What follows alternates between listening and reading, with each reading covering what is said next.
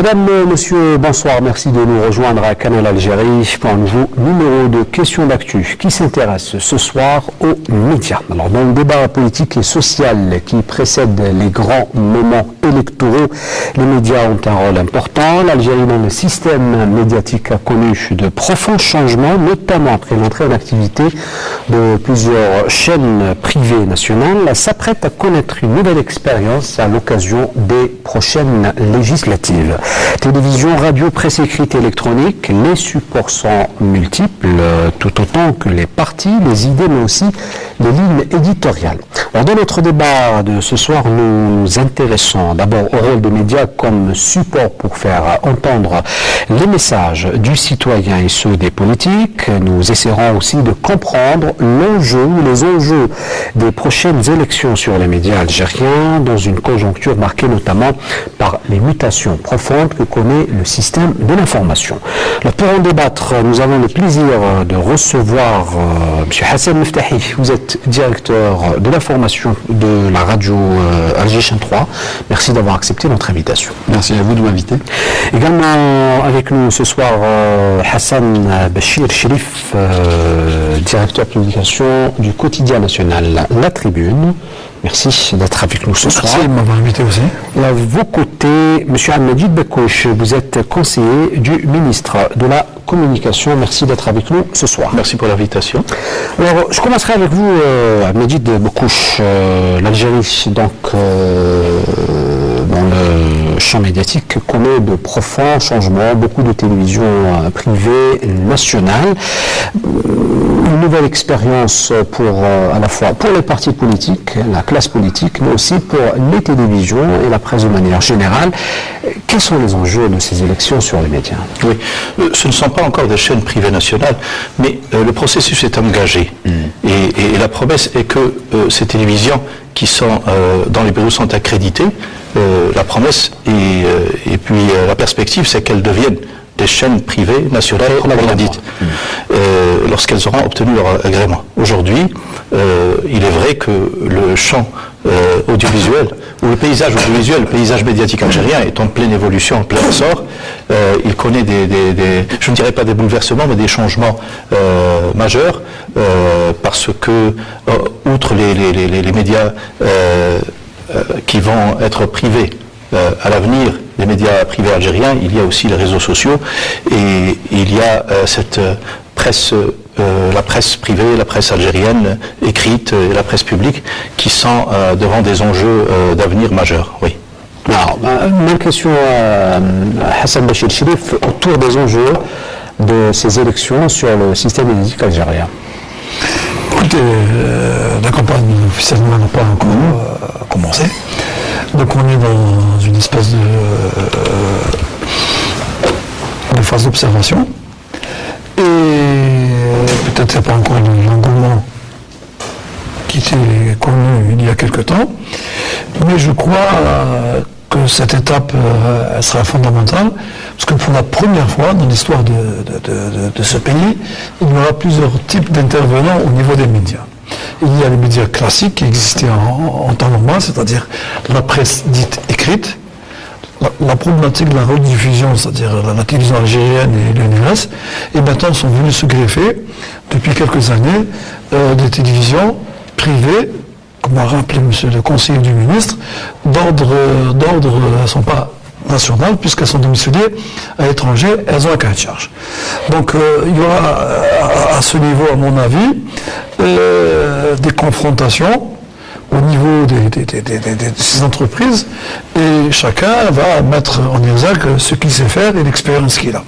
Je pense que au niveau des entreprises, des chaînes privées, télévision privée, je ne sais pas si les futurs candidats des différents partis, en tout cas pour certains, vont utiliser ces canaux pour avoir des déversoirs de défiance et pour aller vers des niveaux de débat politique médiocres et monotones, sans accuser personne, sachant que de l'autre côté, du côté du secteur public, je crois qu'il y a des traditions qui sont établies maintenant. Quand quelqu'un vient de la télévision algérienne, c'est une télévision de grande audience, des radios algériennes de grande audience, NRS avec tous ses départements, Benja, la chaîne 1, etc., où le message qui passe est en général un message de sérénité, pacifique, mais aussi agressif. Sur le rapport entre chaînes privées et chaînes publiques, enfin, nous y reviendrons, mais on reste un peu autour des enjeux de ces élections. Je me tourne vers vous,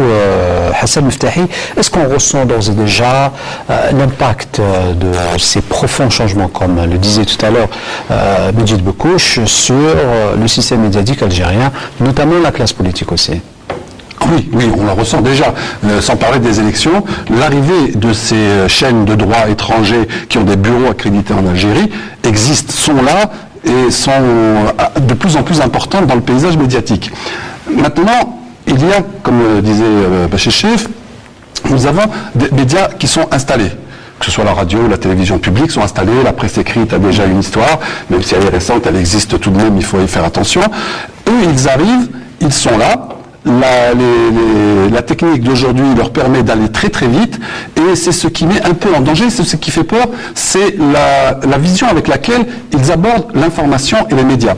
C'est-à-dire, est-ce que c'est absolument, comme on le voit malheureusement de temps en temps, sans porter de jugement, c'est la course au sensationnel, au scoop. Et alors qu'on oublie quelque part l'éthique et la déontologie. Le journalisme, l'information est un métier très dur, sérieux, auquel il faut faire attention et qu'il faut protéger. Je ne porte pas de jugement, ces gens-là vont certainement prouver dans la longueur, dans le temps, qu'ils sont tout à fait capables de mener une information aboutie à son terme.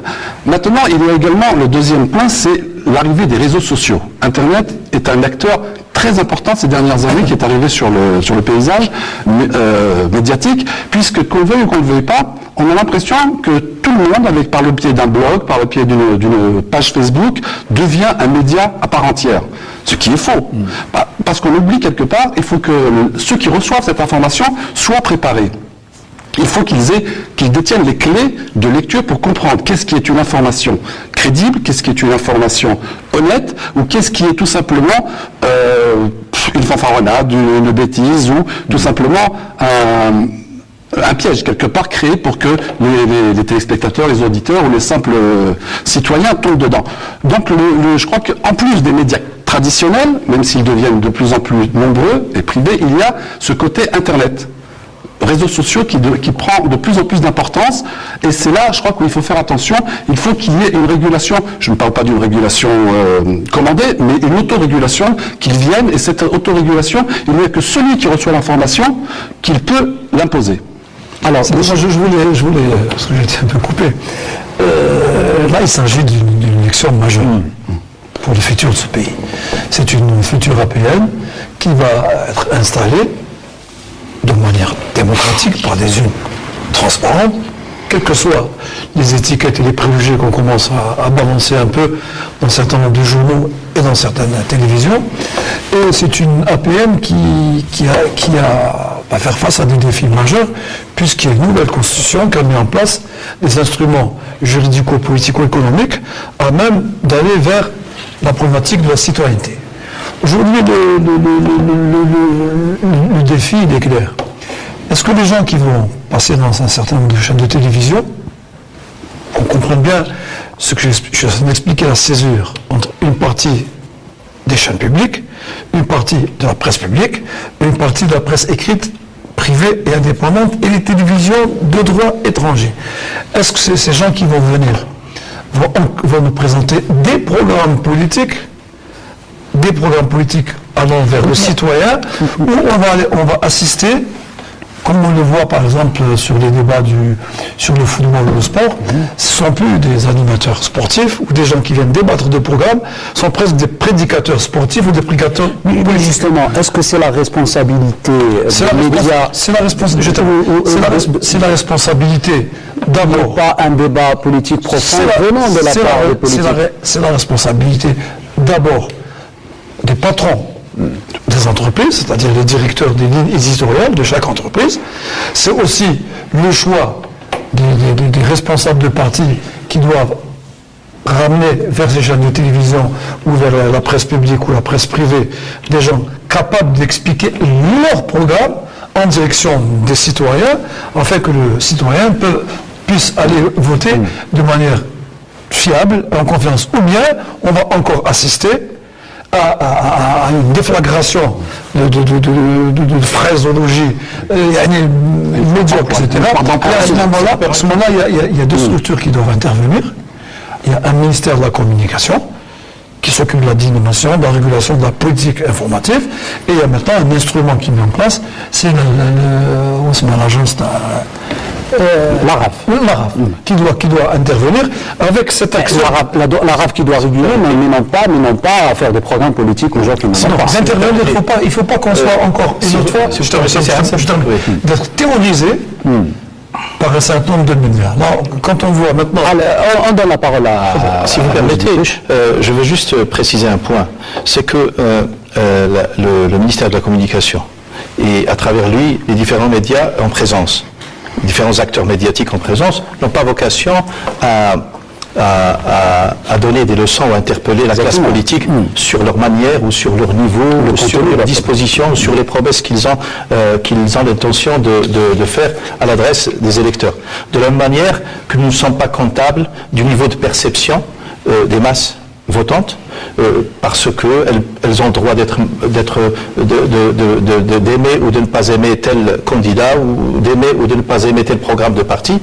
Nous sommes comptables, en revanche, par rapport à la manière dont est conduite l'information au niveau des instances médiatiques, c'est-à-dire au niveau des acteurs en présence dans la scène médiatique, qu'ils soient privés ou publics, sur la manière dont ils informent les citoyens, sur la manière dont ils jouent leur rôle de jonction, parce qu'ils sont à la jonction, en fait, entre les acteurs politiques et le citoyen, d'une part, pour informer le citoyen sur ce que les partis politiques ont l'intention de présenter comme programme, et d'autre part, pour savoir quelle est la perception du citoyen, et pour rapporter la perception du citoyen quant à la pertinence ou la pertinence ou la non-pertinence de ces programmes. Voilà, je tenais à éclaircir ce point. Donc, si nous avons vocation uniquement à agir sur la scène médiatique pour infléchir des comportements intolérables qui violent les principes éthiques ou qui violent les principes professionnels, nous pouvons agir comme nous l'avons fait d'ailleurs, comme le ministre de la Communication a tenu à le faire, de façon préventive. Alors, en absence de débat de fond de la part de la classe politique, peut-on pointer du doigt les médias, Hassan Ftahi? Non, je crois qu'il ne faut pas parler d'absence de débat de fond. Le rôle de la presse, et il faut dire que la campagne électorale qui s'annonce est vraiment un moment privilégié. Nous en avons fait quelques-unes ces dernières années. C'est un moment privilégié pour la vie politique d'un pays. Donc ce n'est pas l'absence de débat de fond, c'est son organisation. La presse, nous, presse publique ou privée, nous ne sommes pas là pour présenter les partis les politiques, les programmes politiques. Nous sommes là pour organiser ce débat, pour essayer de donner la parole, que les choses se fassent sereinement et que les gens puissent proposer, présenter leur programme de façon la plus sereine possible, la plus complète possible. Donc, la dernière fois, je discutais avec des gens qui me parlaient, oui, mais les gens ne vont faire que se plaindre, que faire des constats. Moi, je dis simple, si un parti est dans l'opposition, c'est parce qu'il n'est pas d'accord avec ce qui se fait par les gens en place. Donc c'est normal. Ok, donc il n'est pas d'accord, que propose-t-il? Notre rôle est d'organiser les débats, de présenter ces programmes de la façon la plus simple et la plus sereine possible pour que le citoyen, qui est un électeur, qu'il soit notre auditeur, notre lecteur ou notre téléspectateur, puisse choisir.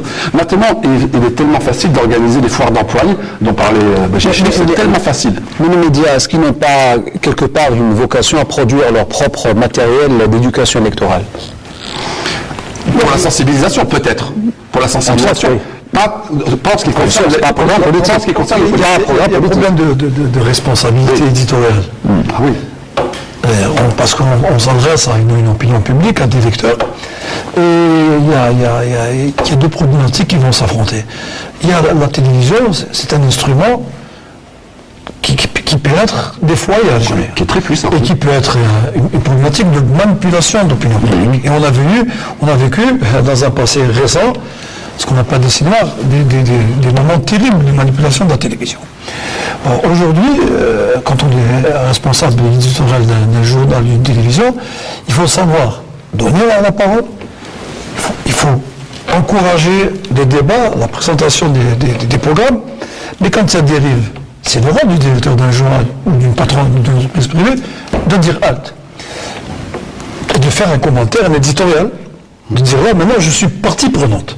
On ne peut pas être une simple boîte à lettres et une transmission de messages véhiculés, certaines fois dangereux, et puis être inattentif. Et puis quand tu as les dégâts, on s'en aperçoit très tard, un peu trop tard. Moi j'ai vu cette semaine deux types de discours dangereux, où je suis obligé de prendre position. Sur des télévisions? Sur des interviews, des prises de position de leaders politiques. On va les nommer. Moi, je vais les nommer en tous les cas. Quand une alliance se fait, et déjà, elle vote une motion de défiance vis-à-vis de l'État en disant, attention, si les élections sont transparentes, je vais gagner, mais si je perds, les élections sont trafiquées. C'est déjà manquer de respect à l'électorat, c'est d'abord manquer aussi de respect par rapport aux autres candidats, et deuxièmement, on est mal placé quand on a été un ex-ministre d'État dans un gouvernement, et prendre maintenant, et monter au créneau, et de dire, nous allons gagner, parce que les gens qui sont en face, c'est-à-dire le RND, le FN, etc., ou les partis, la FFS et compagnie, ce sont des gens qui ont des mains sales et du sang. Donc l'interview existe, c'est un ex-ministre de la Pêche, on ne peut pas le nommer. Donc on ne peut pas accepter. On ne peut pas accepter ce genre de n'engage que ceux qui les prononcent. Est-ce que les responsables... Je vais vous donner... parce qu'il faut découper, il faut lire. Est-ce qu'on est responsable des propos des personnes? Il faut dire qu'il y a danger et prendre position. On ne peut pas rester inactif et naïf. La naïveté de croire qu'il y a un jeu politique et démocratique par rapport à un certain... Parce qu'il y a risque de manipulation. Bien sûr qu'il y a risque de manipulation. Regardez. Il faut découper un peu surtout les journaux régionaux et voir un peu les manifestations politiques ça et là. Moi j'ai vu par exemple à Médéa, je lisais avec plaisir un parti qui n'est pas dominant au niveau de la classe, du paysage politique, il a présenté un candidat handicapé. Ce jeune rêve d'être député, et ben derrière lui, il y a toute une manifestation positive de gens qui sont en train de le pousser pour être candidat à député. L'un des enjeux majeurs, oui. Pourquoi déjà ce jeune, qui n'est pas dans un parti connu, ce qu'on appelle les grosses cylindrées, pourquoi déjà on met des défenses? Moi, je voudrais attirer l'attention des amis qui sont dans la presse. Il ne faut pas rester naïf et aller vers le saut. Parce qu'il y a risque de manipulation. Et de dérive. Oui. Comme je le disais tout à l'heure, et au risque de me répéter, je vais le dire, nous n'avons pas vocation à agir sur l'amont politique et sur l'aval citoyen. Ce que nous pouvons faire en revanche, c'est agir sur la passerelle, le vecteur. C'est les médias. Ils sont à la jonction. Ils assurent la relation immédiate entre les citoyens et la classe politique. Et c'est eux qui peuvent produire les conditions d'une production constructive, absolument constructive, de l'information politique partisane électorale. Ils sont là pour le faire. Et d'où le message que nous avons adressé à ces médias, à travers la presse écrite dans son ensemble, à travers la charte que nous avons adressée à tout le monde, qui signifie que leur rôle est absolument primordial pour que cette 8e législature, que ces élections législatives se passent dans des conditions optimum et dans le respect des principes d'éthique et dans le respect de la profession de journaliste. Oui. Absolument, parce que le journaliste n'est pas censé être un acteur partisan, il n'est pas censé être dans l'humeur, plutôt il est censé être dans la production de l'information stricto sensu. Et s'il se permet d'être dans le commentaire et l'analyse, il peut le faire de manière professionnelle et s'intéresser uniquement à ce qui est en violation des principes de politique et des principes de communication en direction du citoyen. Et quand on parle justement d'éthique et de déontologie pour la presse, il y a surtout, on comprend dans ces deux termes aussi, la responsabilité. On doit être des gens responsables. C'est très important. L'impact, on ne se rend pas compte parfois de l'impact que peuvent avoir ces médias, que ce soit la télévision, la radio, la presse écrite, sur les gens. Donc, et quand vous parlez de responsable, est-ce que nous sommes responsables de tout ce qui se dit, de tout ce qui se fait sur nos différents médias? Mais bien sûr, à différents degrés, bien sûr. Quand c'est la presse écrite, quand vous écrivez, quand vous retranscrivez ce que dit votre... Vous êtes responsable de ce qui est... Quand nous, à la radio, nous passons... quand c'est enregistré, nous sommes tout à fait responsables puisque c'est enregistré nous l'avons. Mais même en direct, vous ne pouvez pas me laisser ici dire n'importe quoi. Si je commence dans la dérive, vous serez obligé de me ramener dans le droit chemin ou au moins de me rappeler à l'ordre. C'est pas parce que je suis invité, je suis en direct que vous êtes ici un simple... On va prendre un cas de figure qui s'est passé récemment. Parce que moi, je parle de la responsabilité de la presse. Peut-être dans la capitale de grande ville, peut-être que les fractions, les frictions, les gens qui sont en pole position pour être députés, peut-être que dans la grande foule, ça passe. Mais dans les autres régions du pays, les gens se connaissent. Les intentions de vote, elles sont connues. On connaît les gens, qui ont bonne moralité, etc. Il n'est pas concevable qu'au niveau de la presse, on puisse par exemple ne pas dénoncer des cas de corruption, des cas d'achat de vote. Parce que la France est à côté, il y a une élection présidentielle qui fait que quand on a une chaîne de télévision, on le suit comme on a suivi Trump, etc. Aujourd'hui, la presse française, qui n'est pas une référence, mais c'est un exemple, elle couvre les différents candidats. Quand il faut dénoncer des cas de corruption ou des cas d'attaque à la transparence, à l'éthique, et au moins ils ont la haute autorité de la corruption, etc. Au niveau de la presse, on a un rôle majeur. On doit dénoncer les dérives, on doit accompagner les discours positifs et matures, quels que soient les partis, mais je ne vais pas donner la parole à quelqu'un qui est responsable d'un pseudo-parti, il est président, il est secrétaire général, il est vice-président, il sait très bien que sa femme... Vous êtes carrément pour le choix des personnes. Non, je suis pour le choix de programmes politiques qui vont en direction des citoyens. Les citoyens maintenant, ils ne votent pas n'importe comment et pour n'importe qui. C'est très important. Pourquoi? Parce que quand on a vu un peu ce qui s'est passé au niveau du Front à Libération Nationale, tant mieux. Que ce soit transparent, qu'il y a eu des bagarres, etc. En tous les cas, la presse a couvert de manière tout à fait normale. Il n'y a pas eu des caches, etc. Tant mieux. Mais quand on est, par exemple, candidat de 3 députations et qu'on a failli à sa mission de passerelle, pour reprendre ton mot, avec les citoyens de ta commune, ton village. Tu ne peux pas, après, faire un saut de mouton et aller dans un autre parti pour aller à la députation. Donc, le choix de votre sanction, il est fait au niveau, c'est pas un choix aujourd'hui qui touche les grands partis, c'est un choix de citoyens qui viennent de l'humus du quartier, du village ou de la ville. Mais ce qu'il faut surtout ne pas laisser faire, c'est j'aime bien ce mot, des uberlulus, qui viennent parce qu'ils ont une fois dans leur vie un temps d'antenne et qui racontent n'importe quoi. Ça, il faut. Il y a des gens qu'on doit couvrir. Je parlais sur l'histoire du boycott. Et clair que moi je suis pour la constitution d'une république, et je suis républicain, et je respecte les instruments de la démocratie. Il est clair qu'aujourd'hui,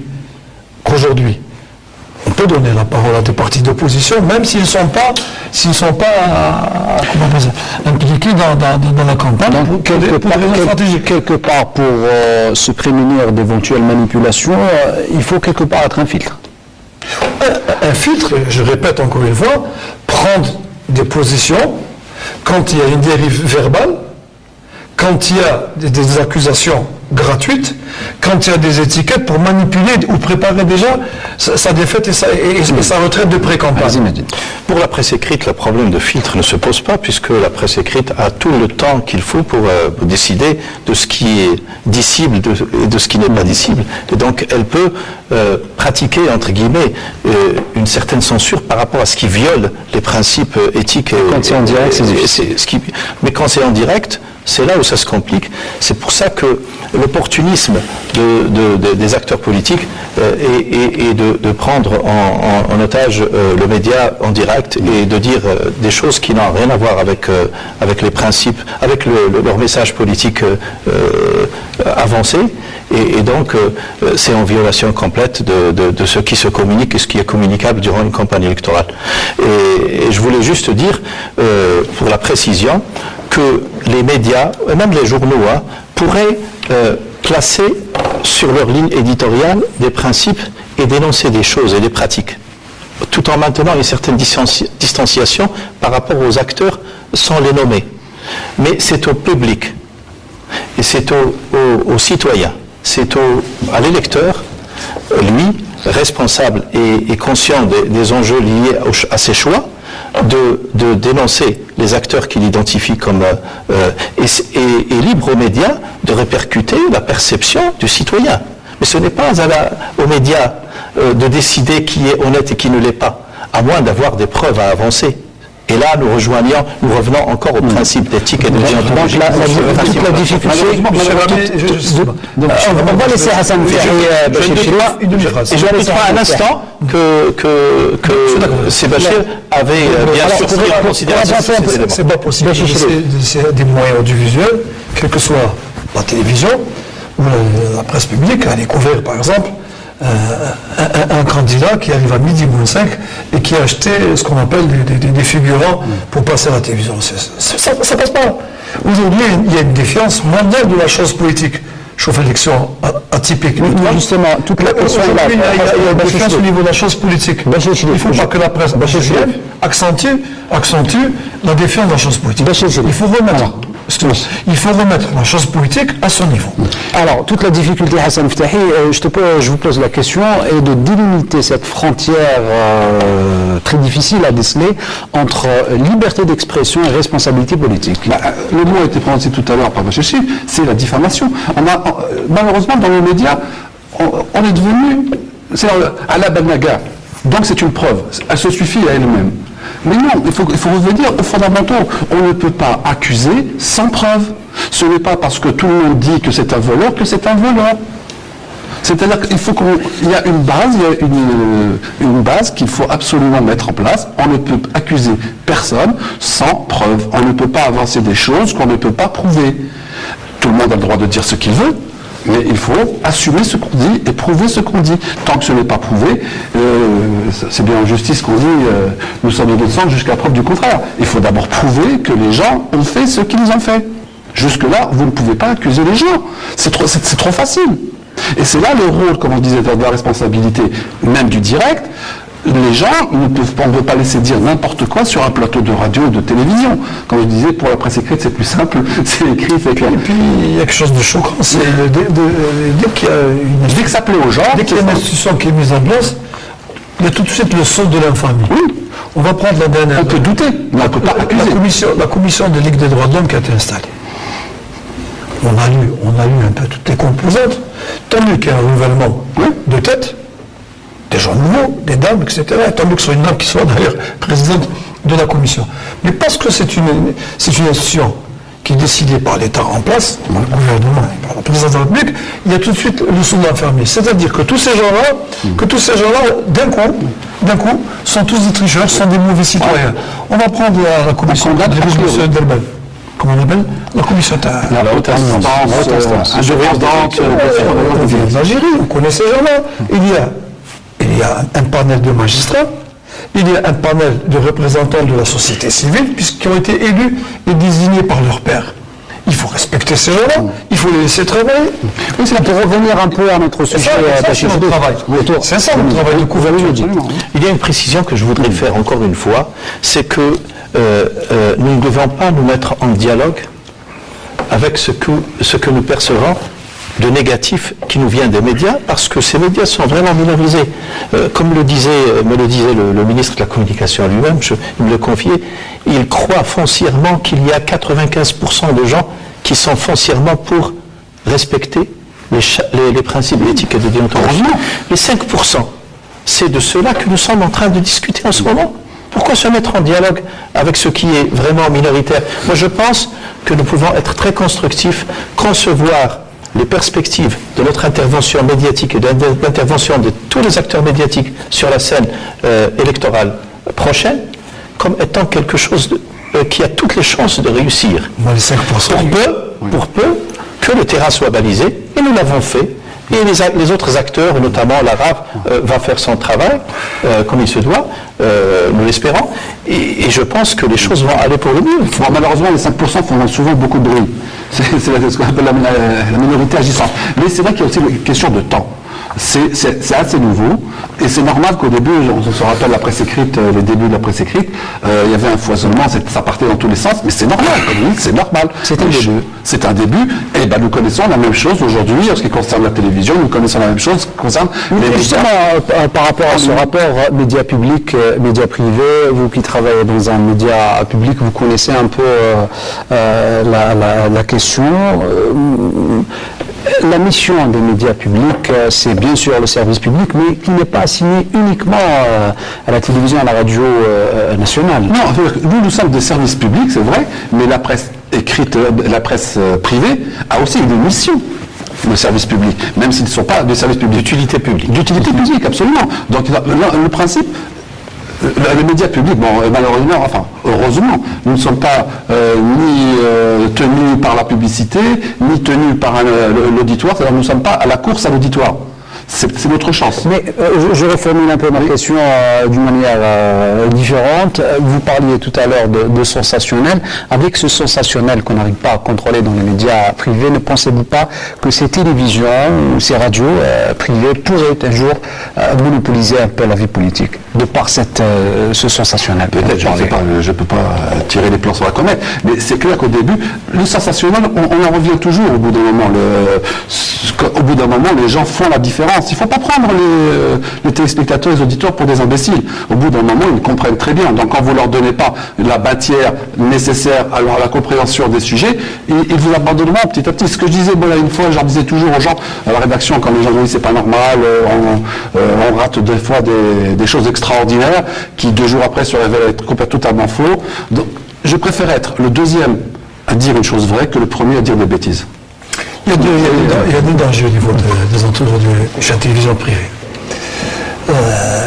Surtout des uns qu'il faut éviter. Aujourd'hui, il y a des prédicateurs religieux qui sortent des insanités terribles. Ça, c'est moi qui le dis et je l'assume. Aujourd'hui, il faut éviter les prédicateurs politiques. Ils seront encore plus dangereux parce qu'ils portent de manière très, très, très, très violente. Aujourd'hui, la violence linguistique qui est utilisé dans un certain nombre de télévisions, et quand tu es à la maison, tu as peur que le type sorte de l'écran. Tu as tellement peur. C'est ça la mission de l'État. Il ne faut pas être quand on est... c'est un État, il y a un ministère de l'Intérieur, de la Communication, il y a une autorité de régulation, j'arrive pas vraiment à l'arabe. Il ne faut pas être terrorisé. À un moment donné, il faut dire, hop, ça suffit. C'est dangereux pour le pays, c'est dangereux pour la masse juvénile, c'est terminé, etc. Je vois aujourd'hui, quand tu... À la veille de le discours de violence, ça se comprend. Mais pour un discours politique, c'est quand même... C'est quand même... Tu vas voir qu'il va y avoir des interventions politique, il est régi par des lois, tu ne peux pas dire n'importe quoi. Il va y avoir des interventions violentes. Je fais la veille de derby de football. Quand c'est surtout la capitale 5 juillet, la capitale est terrorisée. La violence linguistique est utilisée dans les journaux et dans les chaînes de télévision qui ont des rubriques sportives. C'est un langage de guerre. C'est ce qu'il faut éviter au niveau de cette campagne. Et moi, je parle de la responsabilité, encore une fois, j'insiste, du directeur de l'application, du directeur de réseau. C'est à lui de savoir baliser à qui je donne la parole, à qui je donne. Mais je ne veux pas, moi, donner la parole, je te répète encore une fois, à un fou qui vient raconter n'importe quoi dans un journal, parce que tu es sur Internet, etc. Il dit, ouais, moi, j'ai décidé pour député de sortir des millions d'hectolitres de lait en plein désert du... Ça passe pas, ça. Ça passe pas. Il faut que les télévisions privées, j'aime pas le mot contrôlé, j'aime pas le mot répressif, j'aime pas le mot pression, mais se conforme à la deux ou 3 fois, je me rappelle, on passe beaucoup de courage à sa famille, du temps de Milouch, je sais que l'Arabe avait fait 1 ou 2 rappels à l'ordre au niveau de chaîne télévision, mais j'ai trouvé qu'elle a la mémoire du ministère, je pense que tu vas... Je pense que ça a été fait. Ça a été fait, il faut le faire. Il faut le faire du même. Et au niveau de toutes les émissions, pas au niveau politique. Des fois, il y a des émissions, il y a ce qu'on appelle, en termes classiques chez toi, la radio-trottoir. Oui, les micro-trottoirs, oui. Micro-trottoir, radio-trottoir. Des fois, dans des C'est deux choses différentes. Radio-trottoir, ça veut dire une interview de gens sur un trottoir, pas dans la rue. Écoute-moi, sur des chaînes de télévision, c'est dingue. Tout de suite, là, on crée une émeute autour du présentateur. On crée les gens sont paisibles, ils posent leurs problèmes de bidonville, etc. C'est normal, c'est un citoyen qui a un droit à une justice sociale, qui a un droit à un acquis social, mais en le posant dans des termes démocratiques et républicains. Dès que le présentateur arrive, au lieu de donner la parole, d'aller vers une paisibilité et d'être une passerelle avec le citoyen et les autorités, c'est lui qui allume le feu. Ils installent une parine. C'est ce que On je voit vois bien ça. que Serhassan a lu la charte que nous avons présentée aux médias. Alors, un autre facteur qui entre en jeu et qui rend la chose un tout petit peu difficile aussi bien pour les médias privés que les médias publics, c'est les nouvelles plateformes, à savoir les réseaux sociaux qui rivalisent sérieusement à travers une information brute qui n'est pas contrôlée, libre entre guillemets, et qui rend la tâche difficile pour les médias. Oui, vous avez raison de dire que c'est quelque chose qui présente un défi. Autant pour l'acteur, pour l'État régulateur que pour les acteurs médiatiques en présence sur la scène, puisque quelque part c'est une compétition féroce et déloyale qui à leur corps défendant risque de coûter leur survie aux médias. Donc c'est vrai que les réseaux sociaux aujourd'hui posent quelques difficultés de regard en termes de perspective. Même s'ils sont encadrés légalement par la loi, ils posent un problème de gestion, parce que l'information y est produite de manière torrentielle, elle est produite par des acteurs qui ne sont pas forcément des professionnels des médias, elle est immédiatement prise en charge par des intermédiaires qui sont des citoyens, de simples citoyens, et colportés, etc., et elle devient une montagne. Comment faire? Je pense qu'il faut regarder les réseaux sociaux comme un vecteur d'information, au même titre que les autres médias, et produire du contenu sain, du contenu crédible, du contenu vrai, et il faut agir en direction de ces réseaux sociaux. Tous les acteurs qui croient à l'éthique et à la déontologie, qui croient à la vérité de l'information, doivent agir en direction de ces réseaux sociaux. De la même manière que les journalistes, qui sont nombreux sur les réseaux sociaux, qui ont quand même une certaine audience, doivent croire et ils doivent se rendre compte qu'ils sont, au même titre qu'ils sont journalistes dans les titres où ils travaillent et dans les médias où ils exercent, qu'ils sont comptables des opinions et des positions qu'ils avancent dans les réseaux sociaux. Il y a hétérogénéité parfois étonnante, une hétérogénéité étonnante entre leur position dans les réseaux sociaux et leur position. Ces journalistes, je termine. Ils ne sont pas nombreux. Malheureusement, ces journalistes doivent se rendre compte que s'ils ne sont pas d'accord avec la ligne éditoriale des médias ou des journaux où ils travaillent, et qu'ils expriment le contraire dans les... ce n'est pas un exutoire, ils doivent exprimer une homogénéité des opinions, de leurs opinions, pour qu'on sache où ils en sont dans leur... un double support. Sans parler jusqu'à cette dualité entre ce qu'ils font dans leur rédaction et ce qu'ils font sur les réseaux sociaux. Ce problème des réseaux sociaux, il n'est pas propre à l'Algérie, il est mondial. Il est mondial. C'est le torrent d'informations, il est mondial, et tous les pays, tous les médias connaissent ce problème, à tel point qu'on voit beaucoup de journaux presse écrite qui ne sont plus sur support papier, mais qui passent totalement et complètement en électronique. Mais comme je dis, la seule manière de faire face à ce torrent d'informations, c'est la crédibilité de l'information que vous recevez. Comment faire pour pouvoir juger de la crédibilité d'une information que vous recevez sur Internet, que vous voyez partout? L'un des rares points qui existent, c'est justement l'émetteur de cette information.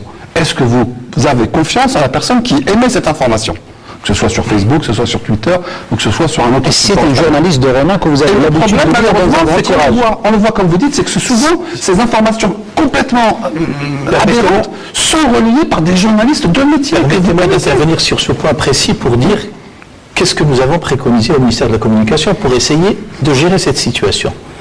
D'abord, nous avons pris l'initiative, le ministre a pris l'initiative, le ministère de la Communication a pris l'initiative d'initier des formations académiques en direction des journalistes, pour dire voilà comment, voilà les réseaux sociaux, voilà ce qui se passe, voilà comment on travaille en tant que journaliste, etc.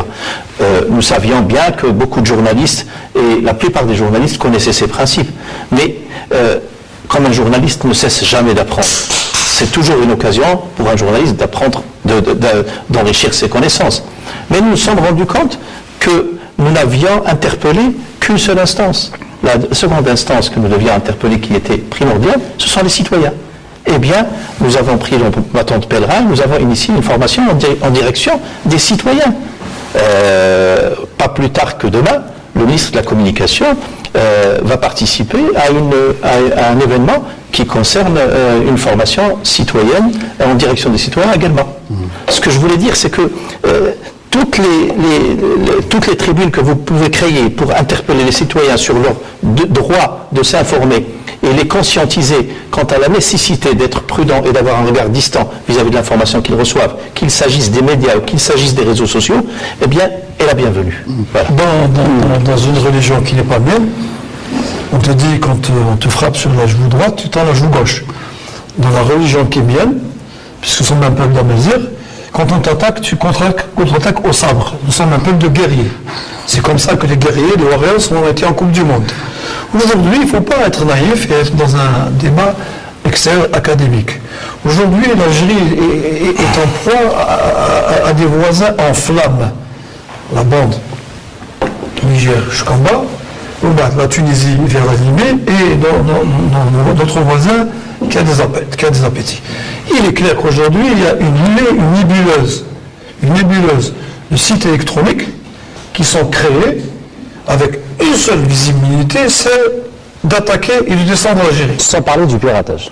J'arrive. C'est de descendre l'Algérie. Quand on est initié, quand on rentre, qu'on fait des enquêtes sérieuses, on sait que la plupart de ces sites viennent du grand voisin de l'Ouest. Ça, c'est encore une fois, je le dis, il y a des sites qui naissent 48 heures et qui disparaissent. Il y a des sites qui une semaine et qui disparaissent. La visibilité, c'est de descendre l'Algérie avec des fausses informations et des campagnes horribles.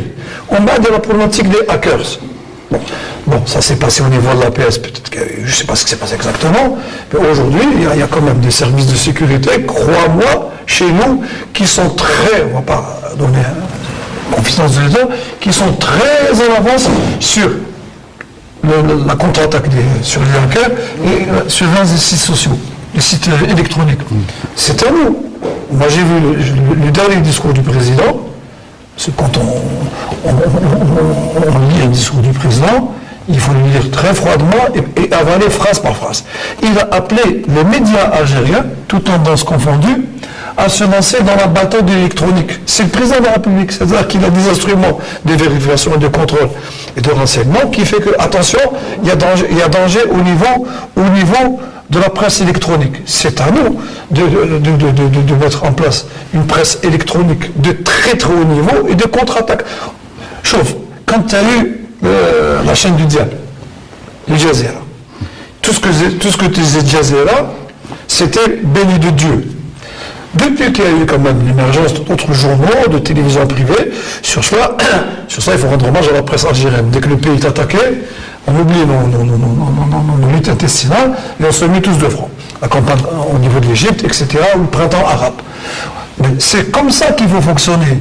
Il faut fonctionner avec une stratégie de contre-attaque électronique qui puisse, dès que le pays est attaqué dans sa souveraineté, il faut contre-attaquer de manière très dur, au sabre.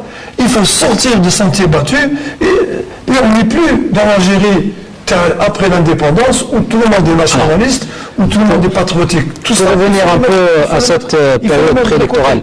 Et puis après, quand on est dans une structure médiatique, il faut un minimum d'engagement Internet, patriotique. Je voulais terminer. Moi, j'étais une enquête hier sur un site. Des gens que je connais d'ailleurs. Après des semaines d'investigation et de grandes investigations, ils ont balancé 6 faits et demi sur une grande affaire de corruption au niveau de l'État. Ça fait 48 heures que j'attends le retour en flamme des gens qui ont été cités. La communication, elle doit être agressive. Alors, le ministère, quand il est attaqué, je ne parle pas du ministère de la communication, il a des instruments pour. Mais, je termine. La dernière fois, quelqu'un qui travaille dans une région du pays, avec des relais avec le Mossad, etc. C'est ça, le hacker. Quand le ministère de la Justice a communiqué, et bien communiqué, à travers le procureur de la République, avec des éléments d'information, disons y compris le Palestinien qui avait brûlé le drapeau algérien à Gaza, il était manipulé par là. Et bien tout est rentré dans l'ordre, parce qu'il y a fiabilité, comme tu disais, il faut que la riposte de l'État algérien, à travers ces divers, soit une riposte fiable et agressive. Alors, pour résumer et répondre à la question autour des réseaux sociaux, Hassan Miftahi, Internet peut-il transformer la transmission de l'information électorale aujourd'hui? De la transmission électorale. C'est-à-dire, est-ce que Internet peut se substituer carrément aux médias traditionnels et agir sur l'opinion publique comme il le fait aujourd'hui? Oui et non. Elle agira certainement, ne serait-ce qu'un petit peu, sur ceux qui usent de ces réseaux sociaux. On a l'impression que c'est tout le monde. D'abord, c'est pas tout le monde. Hein. Une grosse partie, souvent des citadins, souvent des jeunes, même si des beaucoup moins jeunes. Mais l'Algérie profonde, je ne suis pas sûr que les réseaux sociaux aient un impact si important que ça. Il doit exister, mais il ne doit pas être si important que ça. Mais le fait qu'il puisse agir, certainement, c'est un média comme un autre qui est en train de s'imposer. C'est pour ça que je suis d'accord avec Bachir, c'est qu'il faut arriver à... Donc d'après vous, on ne peut pas agir sur la masse électorale uniquement par les réseaux sociaux? Uniquement par les réseaux sociaux? Non, je ne pense pas uniquement. On peut avoir un impact certainement, mais uniquement par les réseaux sociaux, non. Même si on dit que Barack Obama était le premier président élu sur les réseaux sociaux. Oui et non. Élu avec les réseaux sociaux, mais pas uniquement grâce aux réseaux sociaux. Donc c'est le premier à l'avoir utilisé massivement. Et très développé aux États-Unis. Oui, il l'a utilisé massivement. Mais ce n'est pas que ça qui a fait que Barack Obama a été élu. Et c'est la même chose partout. Ça prend de plus en plus d'importance, mais je ne pense pas que les réseaux sociaux vont être le vecteur unique de la parole politique. Ce serait grave. Je pense qu'on doit compter avec les réseaux sociaux dans cette course électorale. Mais je ne pense pas, je pense que les médias lourds auront un impact et continueront d'avoir un impact durant ces élections. Pourquoi? Parce que la masse des votants aujourd'hui, tels qu'on les identifie traditionnellement, sont des gens qui ne sont pas encore dans les réseaux sociaux. En revanche, si vous ouvrez des perspectives pour les 10 années à venir, je vais vous dire que les jeunes aujourd'hui qui sont sur les réseaux sociaux seront des jeunes qui seront peut-être prêts et disposés à voter et ils constitueront des masses importantes de votants à l'avenir. Ils ne regardent même plus la télé. Absolument. Ce sont des gens dont le smartphone constitue un prolongement de la main. Et donc, quelque part, oui, c'est des gens qui, à l'avenir, constitueront les masses de votants en Algérie, et il faudra compter avec les réseaux sociaux à l'avenir. Aujourd'hui, je pense que les médias lourds, la télévision et la radio constituent des vecteurs très très importants pour l'Algérie, pour le continent de l'Algérie. Aujourd'hui, ont déjà une certaine importance. Elle n'est pas totale, mais elles ont déjà une certaine importance aujourd'hui. Ce thème que tu viens d'évoquer, pour moi, il est le deuxième paragraphe du thème que je viens de citer, l'agressivité de la riposte gouvernementale. Aujourd'hui, il y a des partis politiques, les grosses machines, le RND, le FFS et compagnie, y compris le PT, qui sont traditionnellement ancrés au niveau de la PN, qui font des campagnes politiques dites classiques, la télévision, la radio, etc. Il y a presque la cri du renrôlement électoral. De l'autre côté, il y a un bloc qui s'est constitué. on appelle ça le bloc islamiste, hein, puisqu'il y a une alliance forte islamiste. Tu peux me croire que de l'autre côté, sur les réseaux sociaux et sur le fil Internet, ils sont très actifs. Pour la raison suivante, ce sont des militants engagés qui ont envie aussi d'aller à l'accession du pouvoir et qui ont très bien compris Qui croient aussi qu'on peut changer la donne avec les réseaux sociaux. et qui ont compris que les réseaux sociaux et Internet étaient un moyen de communication extraordinaire. Et puis en plus, ils ont au niveau ce qu'on appelle du commerce basique, normal. Ils sont, comme on discutait tout à l'heure, détenteurs de beaucoup de structures informatiques. Eh bien, ils les utilisent à bon escient parce qu'ils ont une motivation, celle d'accéder au pouvoir. Crois-moi que pour certains, je ne sais pas si beaucoup de députés ont lu la Constitution et lu les futurs instruments de la Constitution, crois-moi que le bloc islamiste qui est en train de se constituer, ils ont très bien lu la Constitution, ils connaissent chaque article de la Constitution, dans celui de dire que, par exemple, que le Premier ministre ou le nouveau chef du gouvernement, c'est son nom, serait choisi par le président Blic. Dans la majorité. Dans la majorité ou pas dans la majorité. C'est un axe important pour eux. Bien sûr qu'Internet et les réseaux sociaux, c'est un vecteur important qui va être utilisé dans les médias. Et moi, je suis très très peiné.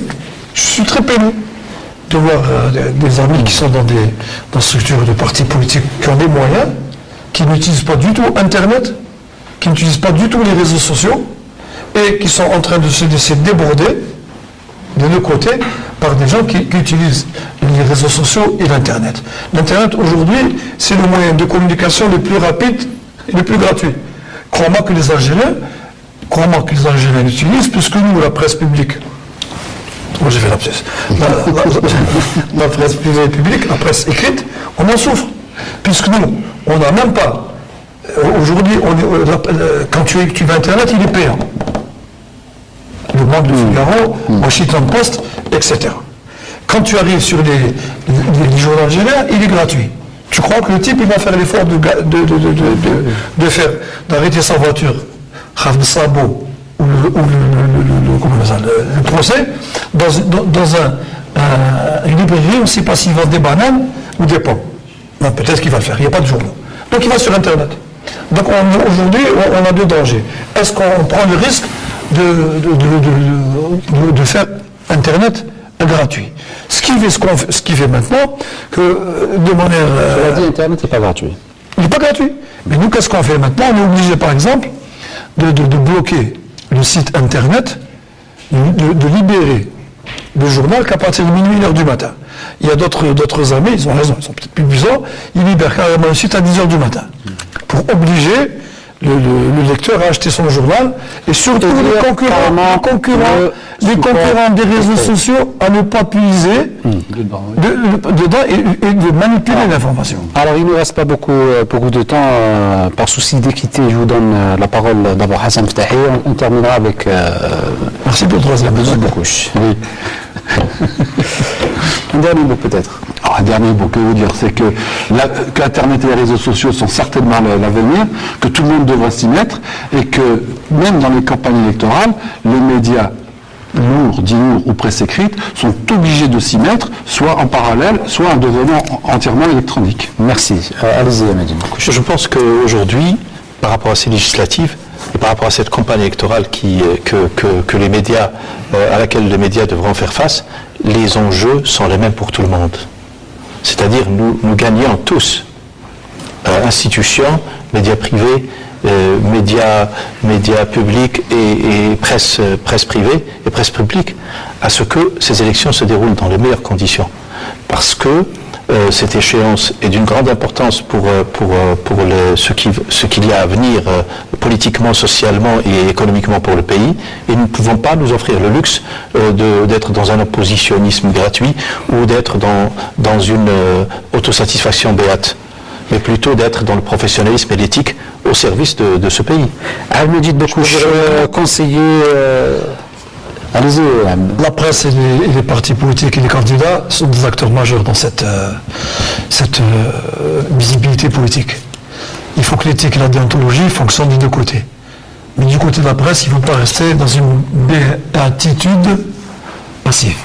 Merci Bachir Chérif, directeur de publication du quotidien à la Tribune. Merci donc Abdelmajid Boukouch, conseiller du ministre de la Communication. Et merci à vous également Hassan Meftahi, directeur d'information de la radio Alger chaîne 3. Merci à vous également madame, monsieur de nous avoir suivis. En espérant vous retrouver la semaine prochaine pour un nouveau débat de questions d'actu. Je vous dis au revoir et bonne soirée.